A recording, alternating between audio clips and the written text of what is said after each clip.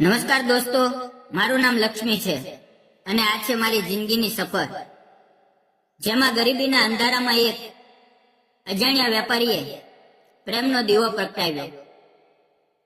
તમે યુટ્યુબ પર સાંભળી રહ્યા છો તો આરામથી બેસો, કાન ખુલ્લા રાખો અને મારી સાથે આ નવી સફરમાં જોડાઓ. શરૂઆત કરીએ તો મારી જિંદગીની પહેલી શરૂઆત ગામની બજારની ધૂળ અને મારા પિતાજીના હાથની મહેનત જ હતી. હું એક નાના ગામમાં જન્મી, જ્યાં અમારું ઘર બજારની બાજુમાં હતું. એક નાની દુકાન જેવું, જ્યાં પિતાજી શાકભાજી વેચતા, મમ્મી ઘર સંભાળતી અને હું નાની ઉંમરથી જ તેમને મદદ કરતી.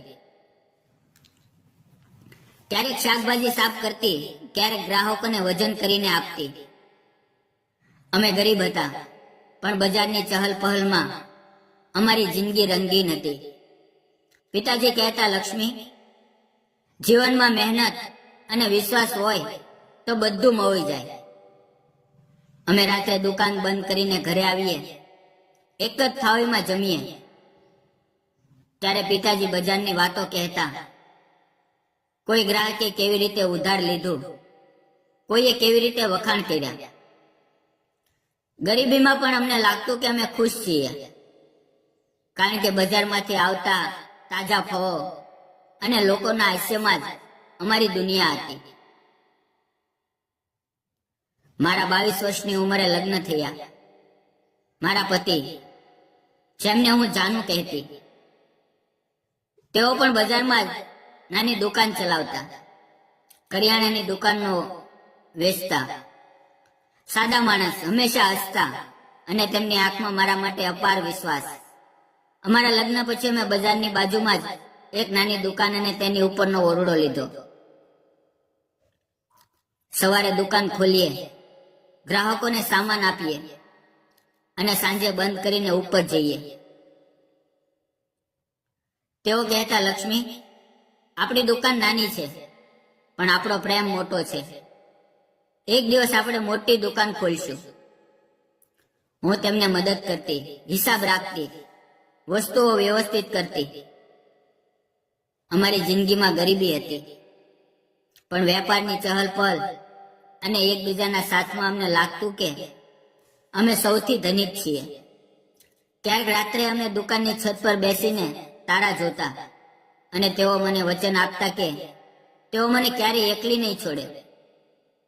3 વર્ષ પછી ભગવાને અમને પહેલી ખુશી આપી. અમારી દીકરી પ્રિયાનો જન્મ થયો. પ્રિયા અમારી સૌથી પ્રિય બની ગઈ. તેના નાના હાથમાં દુકાનના નાના પેકેટ પકડીને તે રમે તો લાગે કે આખી બજાર અમારી છે. હું તેને ગળે લગાવીને ગીતો ગાતી અને તેના પિતા તેને દુકાનમાંથી નાના બિસ્કિટ આપીને રમાડતા.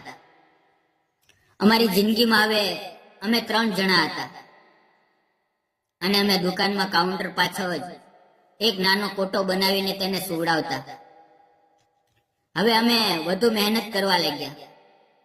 તેઓ વહેલા ઉઠીને માલ લાવતા અને હું દુકાન સંભાળતી, જેથી પ્રિયાને સારું ભવિષ્ય આપી શકીએ. પણ મિત્રો, જિંદગી ક્યારેક એવો વાંક લે છે. પ્રિયાના જન્મ પછી માત્ર 1.5 જ વર્ષ થયા હતા કે એક દિવસ મારા પતિને બજારમાંથી માલ લાવતા એ સમયે ગંભીર અકસ્માત થયો.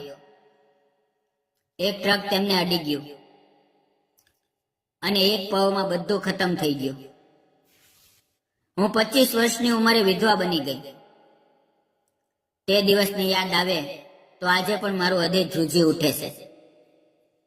હું તેમના શરીર પાસે બેસીને રડતી રહી અને પ્રિયા તેના નાના હાથમાં મારા આંસુ લૂછતી, જાણે કહેતી હોય, મમ્મી, હું છું ને. પણ બજારની ચહલ પહલ અચાનક શાંત થઈ ગઈ. લોકો વિધવાઓને જુએ તો જાણે વેપારમાં અડચણ હોય. કેટલાક ગ્રાહકો કહેતા, બિચારી લક્ષ્મી, હવે દુકાન કેમ ચાલશે? કેટલાક પીઠ પાછળ વાતો કરતા, વિધવા છે, દુકાન વેચી દેશે. આ બધું સાંભળીને હું અંદરથી તૂટી જતી. પણ પ્રિયા માટે મારે મજબૂત બનવું પડ્યું. મારા માતા પિતા વૃદ્ધ હતા અને તેઓ કહેતા, લક્ષ્મી, પ્રિયાને લઈને અમારી પાસે આવી જા. પણ મને લાગ્યું કે મારા પતિએ જે સપનું જોયું હતું તેને હું પૂરું કરીશ. હું પ્રિયાને ગળે લગાવીને કહેતી, બેટા, તારી મમ્મી દુકાન ચલાવશે અને તને દુકાનમાં રમાડીશ. અને તે તેની માસૂમ આંખોમાંથી મને જોઈને હસતી, જાણે તે સમજતી હોય કે અમારી જિંદગી હવે મહેનતમાં છે. મિત્રો, નવી શરૂઆત કરવી બહુ મુશ્કેલ હતી. મારા પતિ છોડીને ગયા, તેમાંથી નાની દુકાન અને થોડો માલ હતો. હું તેને ચલાવવા લાગી. સવારે વહેલા ઉઠીને માર્કેટમાંથી માલ લાવવો, પ્રિયાને તૈયાર કરવું અને દુકાન ખોલવું. ગામ અને આસપાસના લોકો મારી પાસે આવે, પણ આર્થિક સંઘર્ષ તો દરરોજનો હતો. ક્યારેક માલ વેચાય નહીં તો ઉધાર લેવું પડે. ક્યારેક પ્રિયાને નવા કપડાં ન આપી શકું તો અંદરથી દુઃખ થાય. હું દુકાનમાં બેસીને હિસાબ રાખતી, ગ્રાહકોને સ્મિત આપતી. પણ રાત્રે જ્યારે પ્રિયા સૂઈ જાય તો હું દુકાનના કાઉન્ટર પર માથું ટેકવીને રડતી અને વિચારતી, ભગવાન આ વેપારની લડતમાંથી ક્યારે મુક્તિ મળશે. પણ હું જાણતી હતી કે વિધવા તરીકે મારે દુકાનને બચાવવી પડશે અને પ્રિયાને ભણાવીને મોટી બનાવવી પડશે. આ જ રીતે મહિનાઓ વીતી રહ્યા હતા. પ્રિયા હવે 3 વર્ષની થઈ અને તે દુકાનમાં જ મારી સાથે રમતી. હું તેને નાની નાની વસ્તુઓમાંથી ખુશ કરતી. ક્યારેક દુકાનમાંથી એક ચોકલેટ, ક્યારેક બજારનું એક રમકડું. પણ જિંદગીમાં એકલતા અને આર્થિક તંગીનો બોજ વધતો ગયો. બજારના અન્ય વેપારીઓ મારી મદદ કરતા, પણ કોઈ વાસ્તવિક સહારો નહોતો. અને પછી એક દિવસ જિંદગીએ એક અજાણ્યા વેપારીને મોકલ્યો. તેનું નામ કમલેશ. તે આસપાસના શહેરમાંથી માલ લઈને આવતા હતા અને અમારી બજારમાં જથ્થાબંધ વેચાણ કરતા. ઊંચા, સુંદર વ્યક્તિત્વ અને બોલવાની રીત એટલી વેપારી અને વિશ્વાસપાત્ર કે લોકો તેમની સાથે વ્યવહાર કરવા માટે આતુર રહેતા. તેઓ પોતે પણ વિધુર હતા. તેમની પત્ની કેટલાક વર્ષ પહેલા અકસ્માતમાં ગુજરી ગયા હતા અને તેમની એક દીકરી શહેરમાં ભણતી હતી. તેઓ વેપારમાં વ્યસ્ત રહેતા, પણ તેમની આંખોમાં એક અજાણી ઉદાસી હતી. એક દિવસ તેઓ મારી દુકાન પાસે આવ્યા અને માલ આપવા. તેઓ કહે, તમારી દુકાનમાં કિરાણાનો માલ જોઈએ છે? હું સારા ભાવે આપીશ. હું ચોંકી ગઈ, કારણ કે તેઓ મારી પરિસ્થિતિ જાણતા હતા. બજારમાં વાતો ફેલાય છે. પણ તેણે માલ આપ્યો અને કહ્યું, લક્ષ્મી, તું એકલા દુકાન ચલાવે છો તે જોઈને માન થાય છે. જો કંઈ જરૂર હોય તો કહેજો. તેમના શબ્દોમાં વેપારી ચતુરાઈ સાથે માનવતા હતી. ધીરે ધીરે કમલેશ અમારી દુકાનના નિયમિત સપ્લાયર બની ગયા. તેઓ અઠવાડિયે એકવાર આવતા, માલ આપતા અને મારી સાથે વેપારની વાતો કરતા. તેઓ મારી પરિસ્થિતિ જોઈને મદદ કરવા લાગ્યા. ક્યારેક માલ ઉધાર પણ આપતા, ક્યારેક સારા ભાવે, જેથી મારી દુકાન ચાલે. તેઓ પ્રિયા સાથે રમતા, તેને નાના પેકેટ આપતા અને કહેતા, બેટા, તારી મમ્મી બહુ મહેનતુ છે, તું પણ વેપારી બનજે. હું કહેતી, તમે આટલી મદદ કેમ કરો છો? તેઓ હસીને કહેતા, લક્ષ્મી, વેપારમાં વિશ્વાસ હોય તો બધું ચાલે અને તમારામાં વિશ્વાસ છે. તમે નિષ્ઠાથી દુકાન ચલાવો છો. તેઓની મદદથી મારી દુકાન વધવા લાગી. તેઓ મને વેપારની ટિપ્સ આપતા, કયો માલ વધુ વેચાય, કેવી રીતે ગ્રાહકોને આકર્ષવા. હવે ધીરે ધીરે અમારી વચ્ચે એક અજાણી નજીકતા ઊભી થઈ. તે મારા સંઘર્ષની વાતો સાંભળતા અને કહેતા, લક્ષ્મી, તમે વિધવા છો, પણ તમારી હિંમત વેપારીઓને પણ શરમાવે છે. મને લાગતું કે આ માણસ વેપાર સાથે એક નરમ હૃદય છે. એક વરસાદી સાંજે જ્યારે બજારમાં પાણી ભરાઈ ગયું અને ગ્રાહકો ઓછા હતા,